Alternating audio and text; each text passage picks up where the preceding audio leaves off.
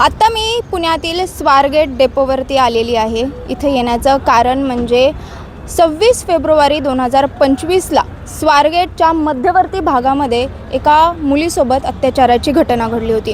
या घटनेने संपूर्ण राज्यात खळबळ उडाली होती, कारण की स्वारगेट डेपो असा एकदम वर्दळीचा भाग आहे। रोजचे 60 ते 70 हजार प्रवासी इथे प्रवास करत असतात। मात्र अशा मध्यवर्ती ठिकाणी एका मुलीवरती अत्याचार कसा होतो या घटनेनेच संपूर्ण महाराष्ट्रात खळबळ उडाली होती। त्या मुलीला अजूनही न्याय मिळाला नाहीये, ही विशेष गोष्ट मी इथं नमूद करीत इच्छिते, कारण की संपूर्ण न्यायालयीन प्रक्रिया जी आहे अजूनही सुरू आहे। जो आरोपी आहे दत्ता गाडे हा स्वतःच्या बेलसाठी एकामागोमाग एक जो आहे तो सतत अर्ज करतोय।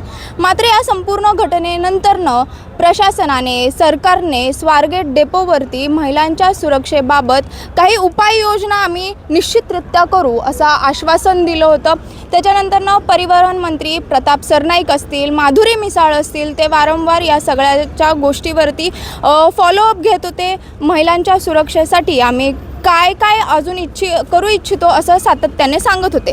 मात्र 1 वर्षापूर्वी दिलेलं आश्वासन आज पूर्ण झाले का हेच पाहण्यासाठी आज मी इथं आले, तेव्हा काही भयानक गोष्टी ज्या आहेत त्या समोर आल्या। आता मी कोल्हापूरसाठी जिथून बस सुटतात त्या ठिकाणी आहे, आणि विशेष म्हणजे कोल्हापूरवरून जिथून बस सुटतात त्याच्याच कॉर्नरला इकडे काही मागच्या वर्षी बंद बसेस होत्या। त्यामध्ये कॉन्डम्स असतील, महिला पुरुषांचे वस्त्र असतील ते मिळाले होते। त्याच्यानंतरनं एकच गोंधळ जो आहे तो निर्माण झाला होता, आणि याच्यावरती शिवसेना उद्धव बाळासाहेब ठाकरे गटाचे जे वसंत मोरे आहेत त्यांनी इथे सुरक्षा रक्षकचं विभागचं जे कार्यालय आहे त्याची तोडफोड देखील केली होती। मात्र आज मी जेव्हा इथं पुन्हा आले, इथं बस तर नाही आहेत, मात्र इथे तुम्हाला दारूच्या बाटल्या तशाच मिळतील, इथे तुम्हाला जे कॉन्डम्स आहेत तेही तसेच मिळतील। एकदम एवढा अडगळीत हा जो सगळा भाग आहे त्याच्यात तुम्हाला मी बघितलं की खाली चादरी टाकलेल्या आहेत, तिथे म्हणजे एक झोपण्यासाठी कशी व्यवस्था केली जाते, अंथरूण केलं जातं तशा प्रकारचं एक व्यवस्था असल्याचं पाहायला मिळालं। इथे कॉन्डम्स मिळाले, इथे खूप साऱ्या दारूच्या बाटल्या देखील मिळालेल्या आहेत। म्हणजे मागच्या वर्षी सेम हीच परिस्थिती होती, फक्त इथे बसेस नाही आहेत, बाकी सगळं आहे तसंच असल्याचं आपल्याला पाहायला मिळते।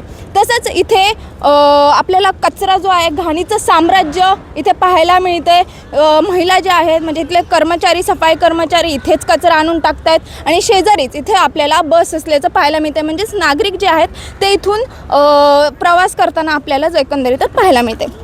आता या सगळ्यात दुसरी महत्त्वाची गोष्ट होती महिलांच्या सुरक्षेविषयी।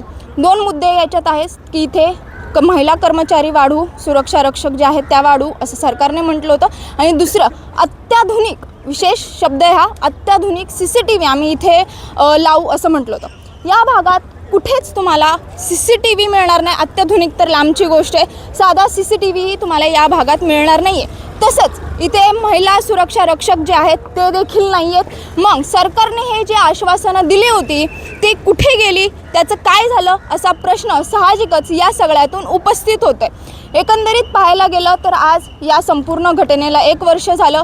या घटनेसहित सरकारने जी आश्वासनं दिली होती त्याला 1 वर्ष झालेलं आहे। मात्र सध्याची परिस्थिती जी आहे ती मागच्या वर्षीसारखीच असल्याचं आपल्याला कुठेतरी पाहायला मिळते। त्याच्यामुळे सरकार या गोष्टीकडे कधी गांभीर्याने बघणार आहे, महिलांच्या सुरक्षेकडे कधी गांभीर्याने बघणार आहे, स्वतःच दिलेल्या आश्वासनांवर कधी गांभीर्याने काम करणार आहे, हा महत्त्वाचे हे 3 प्रश्न या सगळ्यातून उपस्थित होत आहेत। शिवानी लकडे, टाइम्स ऑफ महाराष्ट्र, पुणे।